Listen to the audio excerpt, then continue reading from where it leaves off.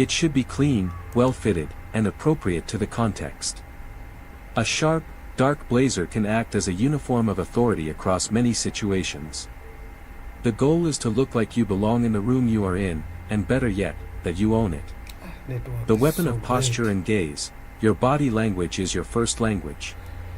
Stand with your shoulders back and your spine straight. Move deliberately, not frantically. Maintain steady, calm eye contact. A firm, dry handshake.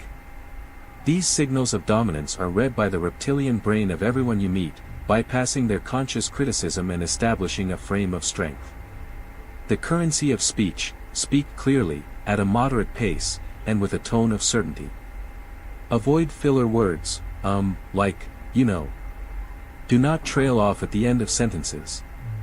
Let your statements be state. Your voice and the cadence of your speech are powerful indicators of your internal state. Control them to project calm authority. The aura of composure, this is the master skill. It is the ability to remain calm under pressure, to not reveal desperation, anger, or neediness. It is the art of seeming unfazed. Composure suggests that you have resources in reserve, that you are not playing a desp can make others hesitate to challenge you. The alchemy of illusion, turning appearance into substance. This is the most critical psychological shift, understanding that mastering appearance is not about deception, but about triggering a self-fulfilling prophecy. Project an image of capability and strength, the world begins to treat you as capable and strong. This treatment, in turn, creates real opportunities that build real capability and strength. The cycle of ascension: you look successful - people grant you opportunities and resources - you achieve success - your appearance is no longer an illusion, but a reflection of reality. The cycle - people deny you opportunities and resources - you fail to progress - your appearance confirms your failure. By controlling the first step, you set the entire cycle in motion.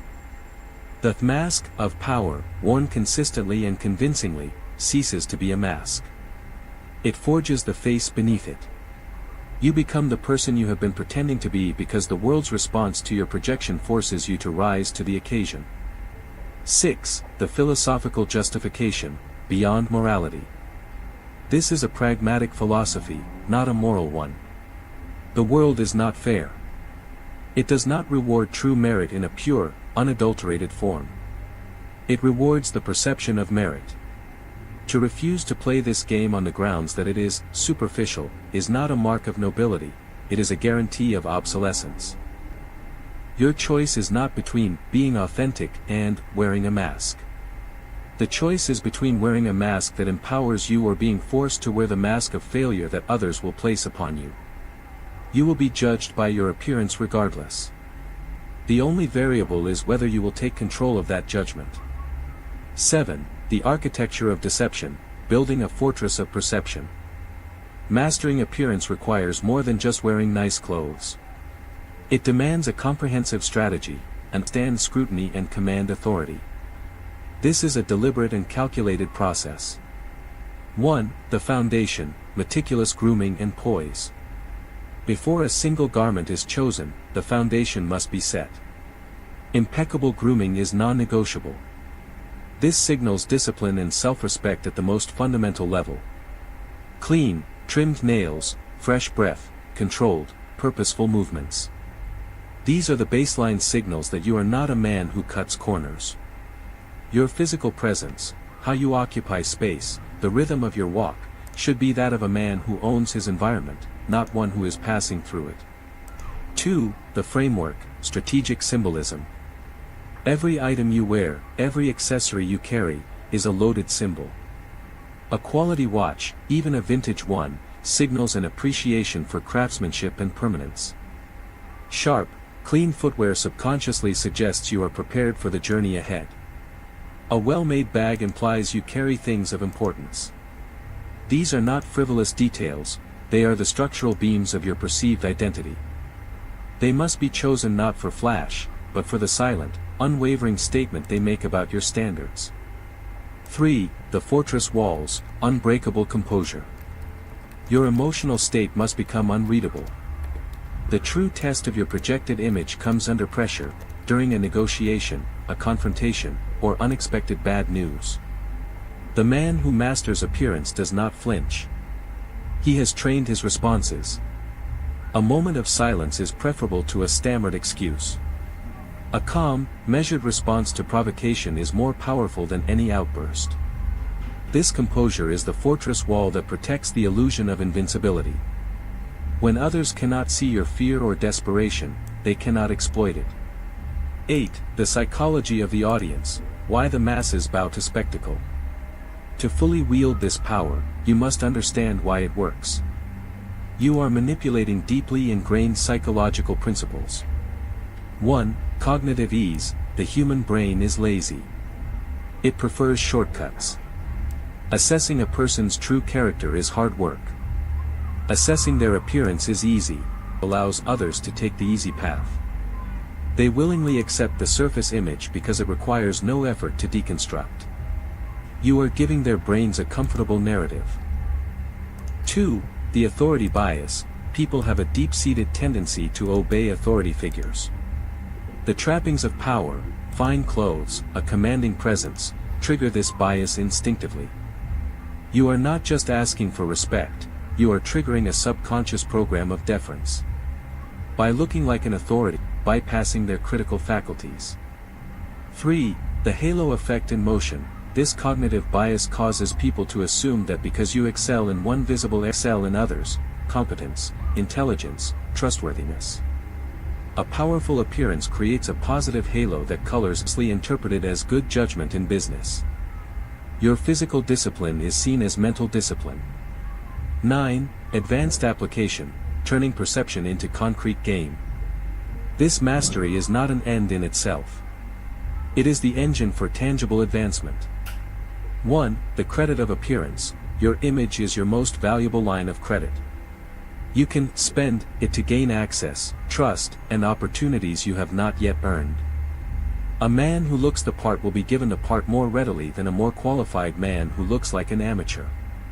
The perceived risk is lower. Investors, clients, and allies are investing in the image of success, which feels like a safer bet than an unproven reality. 2. The theater of negotiation, looking like you don't need the deal, and you hold immense power. Your appearance of success makes the other party believe you have other options. Balance of power. They begin to sell to you, rather than you begging from them. You negotiate from a position of strength because your image has already done the work of convincing them of your leverage. 3. Commanding loyalty. People are naturally drawn to and loyal to centers of power. By appearing as a rising force, you attract talented individuals who want to attach their fortunes to yours. They will be more loyal, more hardworking, and more forgiving of your mistakes because they believe in the future your image projects. Your appearance becomes a self-fulfilling prophecy, building the team that will help you achieve the reality. X. The eternal vigilance, the price of mastery. This path is not easy. It demands constant vigilance and sacrifice.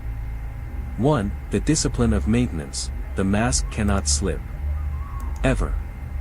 You must maintain the standard in private as practice for public, because the moment you are seen in a state of disarray, whether physically, emotionally, or sartorially, the entire carefully constructed image can collapse. The memory of weakness is indelible. 2. The burden of performance. You are always on stage. This can be isolating. You forego the comfort of public vulnerability. Your relaxation must be strategic and private. This is the sacrifice. You trade the comfort of being truly known for the power of being perceived as invincible. 3. The acceptance of cunning. You must make peace with the fact that this is a form of strategic deception. It is a gentle, continuous manipulation of human nature. You are using the gullibility of the masses against them for your own advancement. This requires a certain ruthlessness, a willingness to prioritize results over the approval of those who do not understand the game. Conclusion. The sovereign of your own fate. The law of appearances is immutable. You cannot vote it out of existence or wish it away. You can only choose to be its victim or its master. To be its victim is to have your true worth obscured by the superficial judgment of others. To be its master is to seize control of that judgment and bend it to your will. This is the ultimate form of sovereignty.